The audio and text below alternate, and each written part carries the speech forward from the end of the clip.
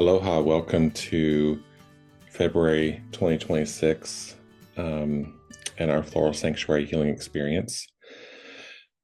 Wanting to talk today about the flower essence of the year. This is a process that I kind of go through personally at the end of every year, seeking from the over 1,000 essences that I own, which essence is wanting to step forward and really support us and help us evolve in the year ahead.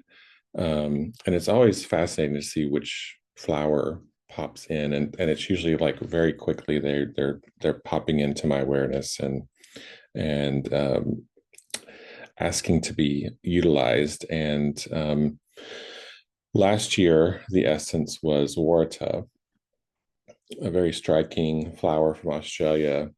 That is really all about navigating the dark night of the soul.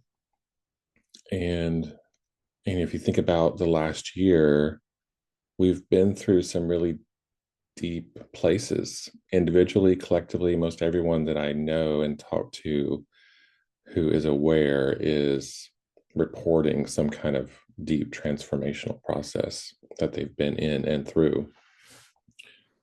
And this year, I got a clear message that Warita wanted to continue working with us at least until July. So this is an essence from the Australian bush flower essences. If you would like to purchase this essence to work with individually for the next 7 months or even longer, there are places you can find the Australian bush flower essences online, depending on the country that you're in. So I'll just briefly review. Warta is for the dark night of the soul. It brings courage and strength. It lights the way in the dark. These are almost like they stand almost like these little trees, and there's these red lanterns almost standing up in like 5 to 10 feet up in the air. And so they are kind of like a marker. It's a sacred flower of the Aboriginal peoples in Australia and is considered to be a master flower. So it supports the heart and the eyes, so specifically working with those two organs. And this essence is kind of akin or has some simpatico, we could say, with sweet chestnut from the Bach essences. This also helps one to remember and utilize survival skills. So even from other lifetimes, to bring in that survival energy and capability. So for 2026, this essence popped right in when I asked back in December. And this is Bird's Eye Gilia. It's a research essence from the FES, Flower Essence Society, out in California. You can purchase it from their website. Really a striking flower. So just take a moment to drink in these images and notice how your system responds to the energy of Bird's Eye Gilia.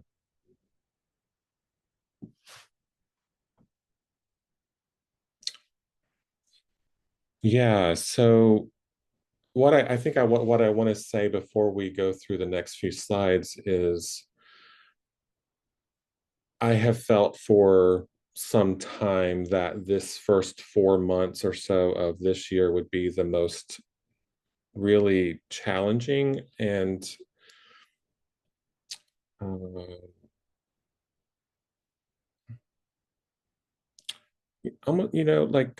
challenging and I'm trying, I'm a word person. So if it's like there's a word that I'm wanting, but I'm not quite capturing,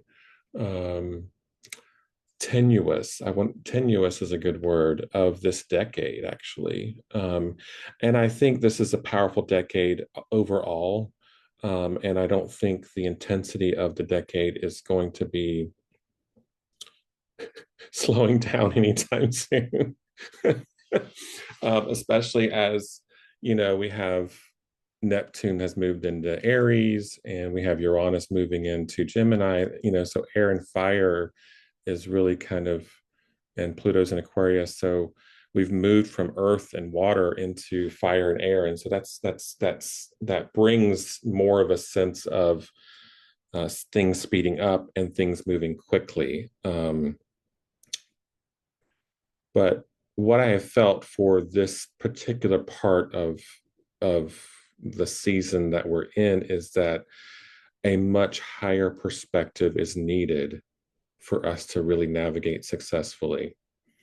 That if we just look through what we're getting through media or what we're seeing naturally, we're going to miss really what we're needing to dial into, what we're needing individually, to connect with, so that we don't get hijacked, by the energy that's out there, because it's easy to get kind of caught up. I mean, I have found myself getting caught up in the energy of the collective and what's unfolding, having reactions and so forth. But I think this is a big piece of what this flower offers, is a connection to, it's for perspective. So moving beyond fixed perspectives, and helping to address fear that comes from having a fixed perspective. And really what I want to say is moving into soul spirit perspective. So if you look at the purple, the dark purple, the indigo, like, I mean, all this is all connected to like the sixth chakra, seventh chakra, like, so it's brow, crown. This, I feel a lot of activation in this part of my chakra system with this flower, and it's really helping us to kind of clarify. And some essence, and one essence maker that I read their description of this flower, talked about there being connections to Serato, a kinship to Serato in that intuition activation and really hearing our own voice. But I think this is also hearing soul family, hearing spirit family, hearing higher dimensions. So I think it takes Serato to a little bit higher level. I mean, if we were to kind of compare them. And I've written here multiple perspectives, so being able to hold a number of perspectives at the same time, and you can almost kind of see that with almost like a council here of these anthers, or and being able to see the different perspectives, that we all do see things differently and every perspective is valid. And I wrote here too, like there was just a lot that came through in kind of working with this essence, around evolving telepathy, like activating telepathy. And I know I've recently heard some intuitive updates for this year from other psychics, intuitives, and many of them have talked about telepathy for many people getting a lot more activated, connecting to guides, spirit family, again, connecting to those upper chakras, accessing and resourcing the collective neural network. So there's something about, how this flower connects to community is through, almost like mycelium, the mycelium that connects us as humans, if you want to put it that way. There's that we're all connected, energetically, and this flower seems to really connect us into and help us to resource the the collective, we could say, neural power, brain power, the shared cloud that we all have access to. Is this making sense? Yeah, okay. and just to connect to higher sources of inspiration. Um, I love this last bullet point on this slide, remembering what you're here for and really like honing in and seeing it, so there's a way in which this kind of also connects to wild oats, but in a maybe a higher frequency or a higher octave level, um, of really kind of coming back to our path. And we'll see that some of the other flowers that we're going to work with tonight are connected to that as well. Some other points about Bird's Eye Gilia, that it's to know yourself and your own mind.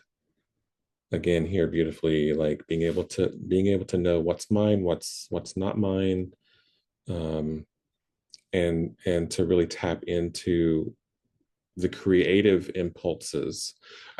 Down here at the bottom, there's hidden creative types. So this flower has been used to kind of help people who are maybe hidden creatives and haven't been able to fully manifest their true work in the world. And I think it's because of this connection to the higher dimensions, but also this addressing fear, this around trusting what is in us is actually correct for us to express. And also this interesting point about healing existential separation. So, you know, so many of us feel alone or lonely or cut off. And this flower is really useful for helping us to connect to soul family, spirit family guides, the family that we have in other dimensions, not just here, because I think this is also about connecting to community that is actually in alignment with what your soul purpose is about. So community that will actually help support you in manifesting your gifts and your mission. Yeah. Any thoughts or questions or comments so far?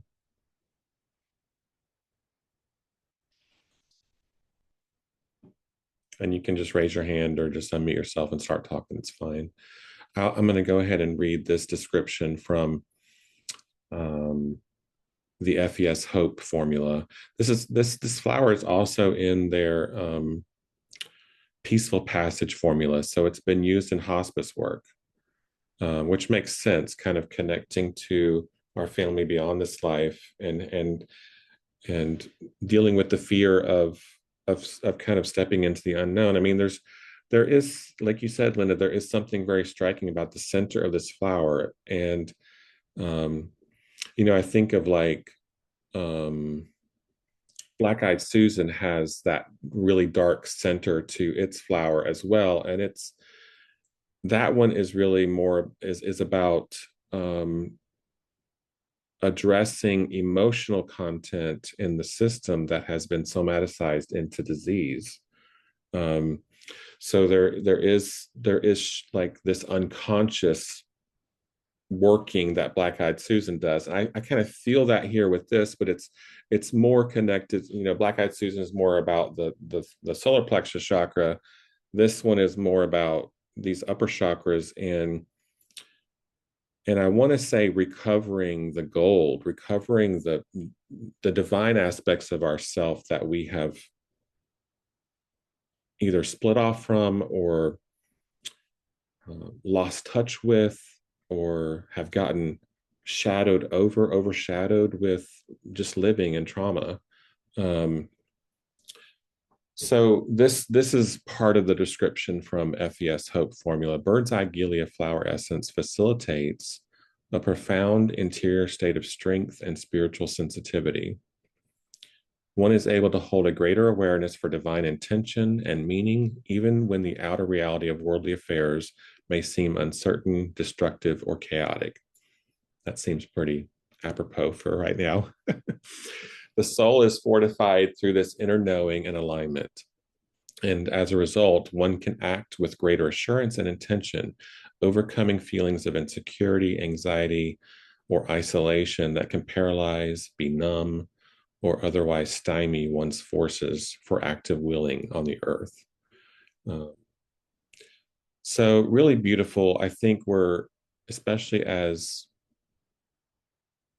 Neptune has moved into Aries, which is kind of this initiation into action, spiritual action, and initiation, Aries. And then Saturn's going to be coming into conjunction with Neptune in a couple weeks, a little over a couple weeks, the 20th of this month. And Saturn is about bringing things into reality. So, what is it that's in you that you've been kind of afraid to manifest, but deep within you, it's in you to create, it's in you to sing, it's in you to communicate or write or create. I think this is a year for really coming into greater alignment and choosing to manifest what you're here to do, in a deeper way. If you're already doing your mission, there's probably a new level of vision or inspiration that you're needing to tap into. So I'm really encouraged by this flower this year. So we'll say just a little bit about essences for people who might watch the recording or who are new to essences. We are in the age of Aquarius, by my estimation, and many astrologers. We've already made that shift. One of the biggest signs of that was humans discovering the ability to fly at the turn of the 20th century. Where we entered air, the air, which Aquarius is an air sign. So we were able to sustain flight, and that to me is a pretty strong marker of this bridge into a new age, and all of the technological advancements since that time. I mean, that's all Aquarian energy. So our remedies are information. Information is medicine in this age, really. Age of Aquarius, it's the information age, so these vibrational remedies hold information that our souls and our bodies, our emotional system can utilize. Why flowers? So because they're so pretty. They're gorgeous, they're fun. They're the self-realization of the plant, and really the highest individual expression of the plant. It's what the plant uses to communicate to pollinators, to life. Look at me. They're showing off. And each flower, each essence, holds unique patterns, unique gifts for humanity, in our development. They're all about development. And a really cool thing about flower essences, they're easy to make. It's very sustainable. It doesn't require much plant material to make an essence, whereas like an essential oil or herbs require a lot more, and they have their unique expression too. Flower essences, generally speaking, seem to work on a higher spiritual, mental, and emotional level. And that obviously trickles down to the physical for sure. I like this illustration from McPhil Sheffer's book on the Encyclopedia of Bach Flower Therapy. And she talked about how, and Bach also talked about how the essences really bridge the soul with the mind. We get caught up in blocked thinking, like for instance, this is for Larch. Larch is all about courage and taking action. And it's like the soul saying it's time to do something, and the mind is saying, well, I can't do it, I don't know how to do that, I can't. And so Larch brings in, when we take Larch, it kind of bridges that gap. It gives us the energy almost to bridge over that block and really be able to follow what the soul's wanting. So they're working a little differently than normal remedies, and I love that. All right, so we're going to get into 4 more flowers that we're going to work with tonight. And so I encourage you, if you don't have bird's eye gilia, obviously you can watch the replay of this recording, because the essences are being broadcast with a radionics machine into the recording itself, as well as to you here live. So if you watch the replay, you will get another dose of the remedy, but you can purchase the bottle from FES, Flower Essence Society in California, if you want to own a bottle, and work with it with different flowers throughout the year. So Comfrey, this essence is from Tree Frog Farm in Washington, Lumi Island. I really love their essences. They're very high vibrational. So Comfrey is really good for knitting. It's made from knit bone, a common name for the plant. So Symphytum officinale in homeopathic remedy language. It magnetically reconnects soul parts that have split off during trauma or shock in this life or past life. So it's really a powerful essence and remedy for soul retrieval and reconnecting after shock and trauma. It helps to create a sense of comfort and solace for the soul, provides safety during healing process, and specifically seems to work with the root and heart chakras. So I have my bottle of Comfrey. I have 2 bottles and they're both about empty. Of course, I've had a lot of bone issues too recently, in the last years. This essence is from Desert Alchemy in Arizona, and Silverleaf Nightshade, from the Nightshades family. Really beautiful flower, interesting shape, and kind of, it's just an interesting flower to me. And this is about having courage to cut the appropriate ties in order to support your growth, evolution, and life path. So I can see how this flower can be supportive if as we tap into that higher dimensional vision and inspiration with bird's eye gilia, there may be things that were shown that no longer really are really distractions. They're real, they're relationships or memberships or whatever it is, that we're needing to just kind of let go of. And so sometimes that's hard for those of us who are healers and want to be kind and all of that jazz.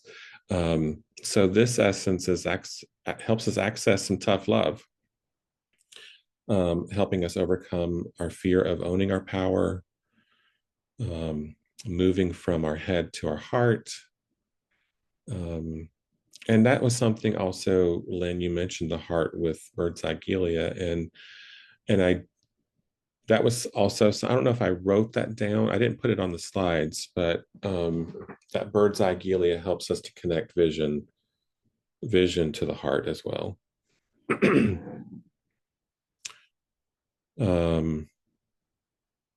This is also for when we hide behind family or a relationship that keeps us from moving forward. So being comfortable in being stuck in relationships, and hiding behind those. Fear of hurting others if we move on or make a change in a relationship. And, so generally codependency, which kind of is interesting because there's a way in which the structure of this flower feels like it's a bit amorphous, right? There's not much structure to it. So it's like that, I think that's an interesting doctrine of signatures here. When we don't have structure in ourself, does that make sense to people, what I just spoke? Yeah. Okay. And then Foxglove. This is also from Tree Frog Farm, also known as Digitalis purpura for homeopaths. Um, and this is about working with the heart for sure. So the heart, obviously the heart is a big theme this year. And, going back to Warata focuses on the heart too. So there is this thread that has been going through the last year and this year around the heart that feels very profound to me. And I think, as I've tapped in, one of the themes I've tapped into is we're really being called to lead our life from the heart, that we cannot lead from the mind anymore, or it's just not sustainable for us to lead from the mind. So there's a lot of heart healing, activation, support showing up here in these essences. So this is Foxglove helps us connect with primordial fires of love and creation. It helps us to forgive. I would say forgiving ourselves is the biggest one here. Knowing that every experience is for learning and growth. So there's a purpose and a meaning for every experience, and are we seeing that in the experience? Are we able to bring the truth out of each situation? It helps to remove obstacles to giving and receiving love, and addresses fear of the unknown. And is that no one more? Okay. I forgot about. I had one more. White. So we are getting a lotus in this sanctuary experience, and really, it feels like we need a lotus to just kind of help us integrate all of this energy, because it's a lot. But we're for it. I'm for it. So White Lotus, this is also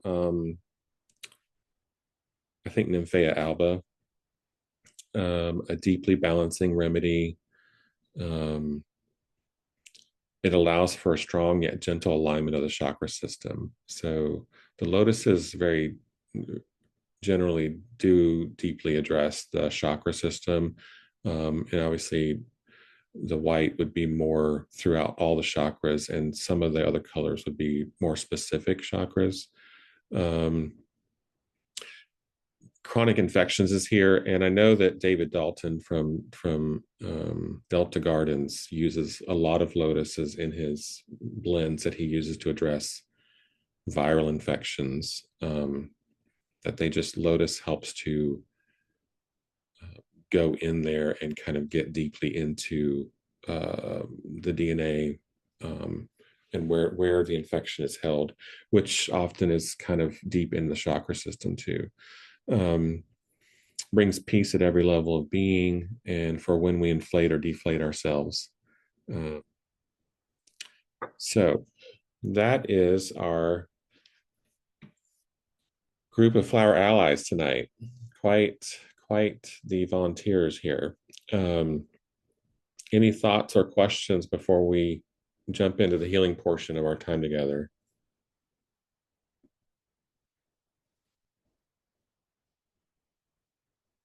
No? Okay.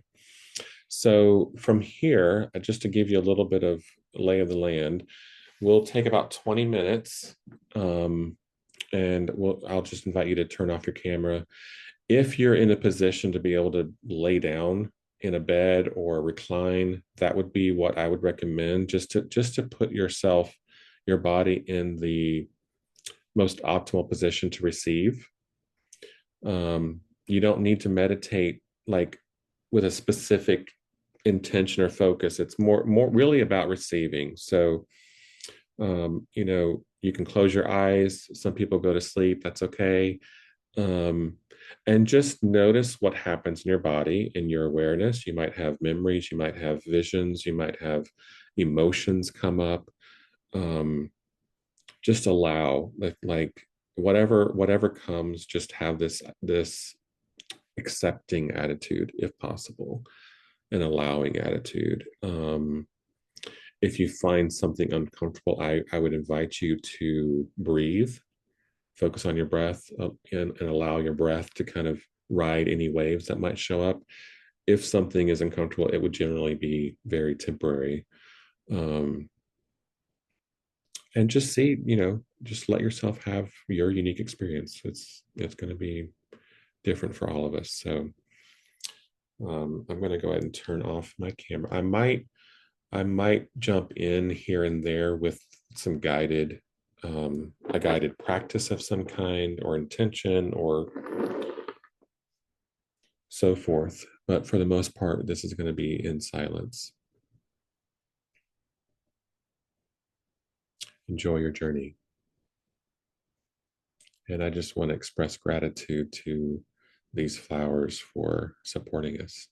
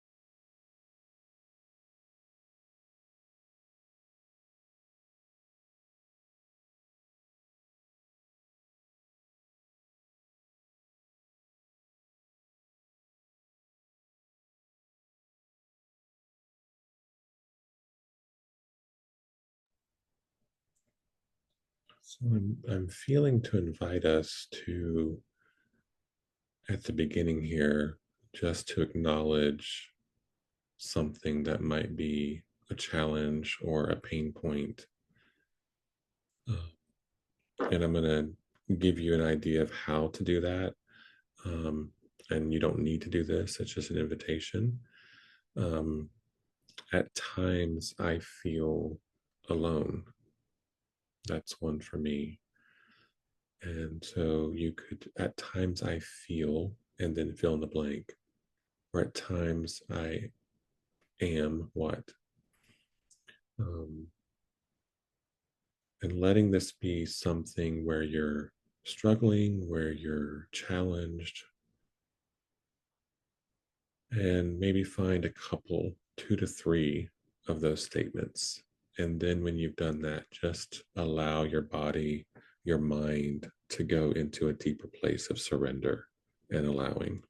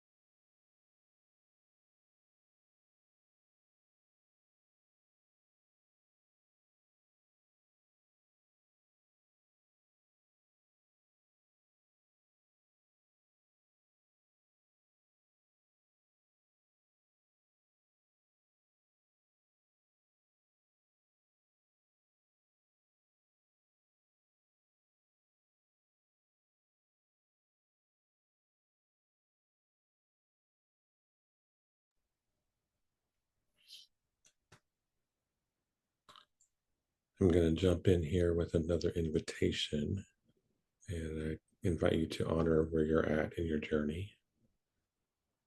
If it feels correct to listen to the sound of my voice and to join in this invitation, feel free. If it doesn't, just ignore my voice. What I'm feeling guided to invite us to do is to, whether you're laying down or seated, to just reach up with your hands, with your fingers outstretched, your hands outstretched to the ceiling. So just up above your head, whether you're lying or seated. And imagine, if you will, your fingers having lights coming out of them and reaching into another dimension, the highest dimensional reality that is correct for you to access with bird's eye Gilia's assistance at this time. And you don't have to have that figured out. You can just reach with faith. You can imagine you're reaching to heaven or another dimension, maybe a home planet if you identify with that. Let it be reframed however you feel is correct for you. And I just want to invite you to start breathing in your mouth and out your nose, a little different breath in the mouth, out the nose. This is a breath to assist with spaciousness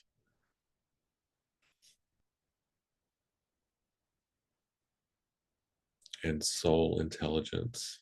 So in the mouth, out the nose. And with every breath, I invite you to reach like you're reaching into this other dimension even further, searching, finding soul threads, finding inspiration, finding your unique soul threads that are important for you to access at this time, this month, for this year. And just let yourself easily connect with those threads from this other dimension. Breathing in the mouth, out the nose.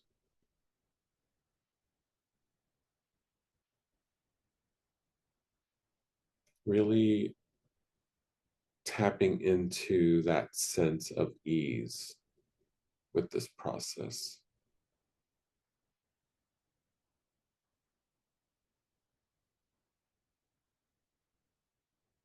Letting the breath be expansive and spacious in the mouth and out the nose.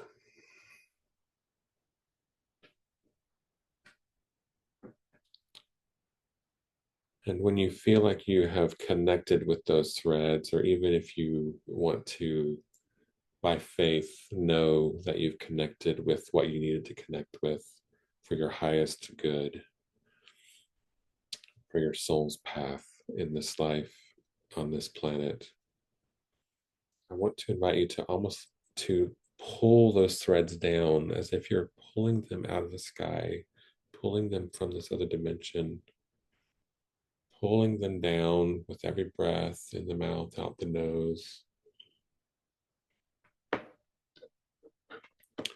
keeping that connection and pulling them down to your own third eye and maybe even into your eyes. So connecting your fingers as if they're pointing into your eyes, into your third eye, letting that light energy that you just connected with merge and activate your vision and your spiritual vision. And just hang here for a few breaths, letting yourself work with Bird's Eye Gilia to activate and expand, evolve your spiritual vision for the journey ahead.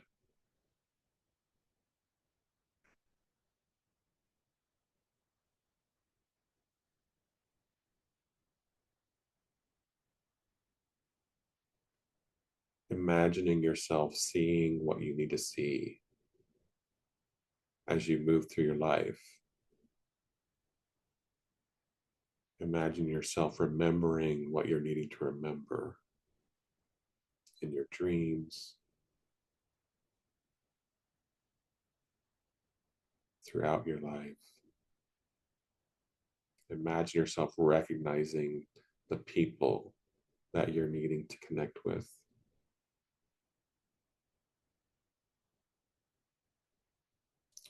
And noticing and seeing the things that you're needing to let go of.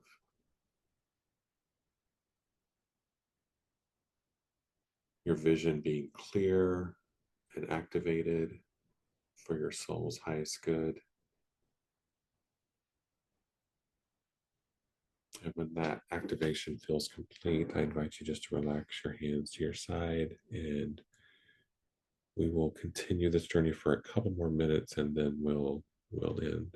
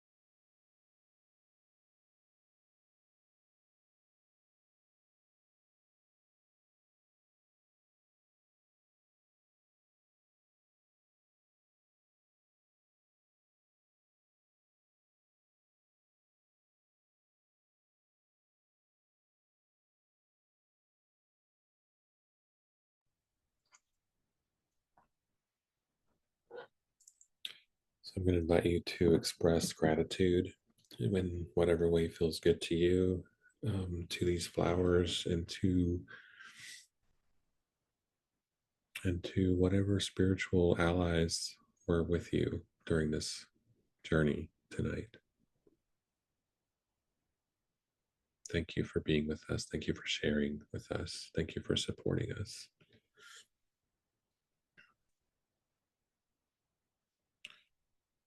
Letting yourself return fully your awareness and consciousness to your body, to the room you're in, to the furniture or floor that's supporting you. And when you're ready, I invite you to come back on camera if you're able to. And we'll close with a little checkout.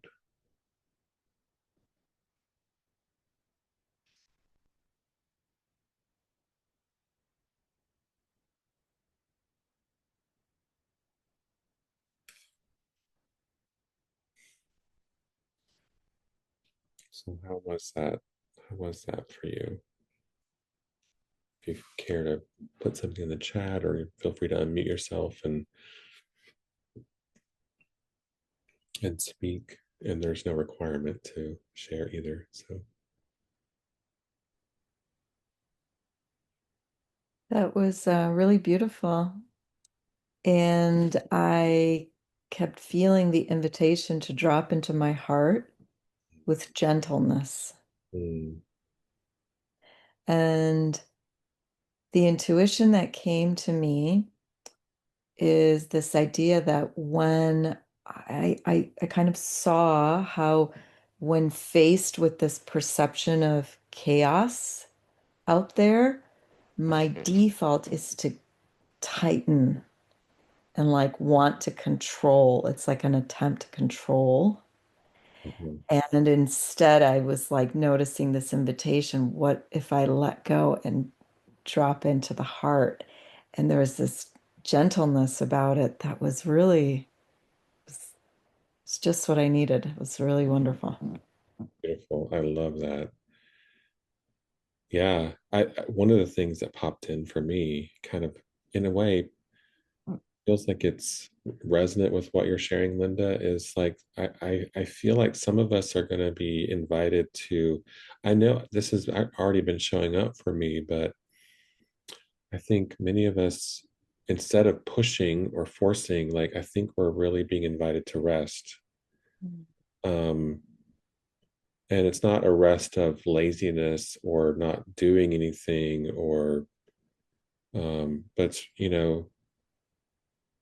almost like the imagery that comes to me is like the rest of floating on the water instead of getting stuck in trying to get somewhere, letting the water take us and kind of into that unknown. Like this looks like the unknown to me here in the center of Bird's Eye Gilia. It's like it's okay, you can go here. Yeah, so thank you for sharing that. That's beautiful. Thank you, Linda.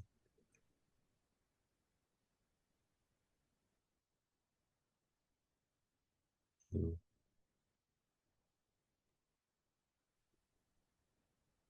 Thank you, David. Um, for me, what I've been experiencing the last few days, and it got to move in that process, was my control was where I go up into my head previously, whereas with this journey, I was able to actually feel it moving through, and I could feel like the tingling and like a waterfall coming through my legs. Mm. So it was that allowing. And for me, it was very much where um, yes, I have the control as well, but for me, I shrink or I contract. I play small rather than as well as trying. Like I'm either out and controlling, or I contract and shrink and play small. So, um, so yeah, rather than going into my head, allowing it to come into my body and to there's a real feeling of like I can even feel it now, like the phrase that keeps coming to me is like I need to sit in my seat, like the seat of myself. Um, yeah, thank you. That's beautiful. Like all those images of the goddesses sitting on their lotus flower, right? Yeah, thank you for sharing. Um, yeah, I do feel something similar to like this. I was feeling this like solidness in myself, like this invitation to just really um embody myself, embody my truth, really the truth, like my truth, being more connected, I think, for me with my truth or my knowing, like it's okay for me to have my knowing, and my knowing can be different than your knowing and can be different than the world's knowing. It can be my knowing and it's trustable. So yeah, um, thank you so much for being with me tonight and receiving from these beautiful allies. um, Much love to you both and to everyone who's going to watch the replay. uh, Thank you. Mm, Thank you so much, David. David. This was beautiful. You're welcome. Thanks for being here. Beautiful gift. Thank you. Thank you. Good night. Thank you, Lynn. Yeah. Thanks, Linda. Bye.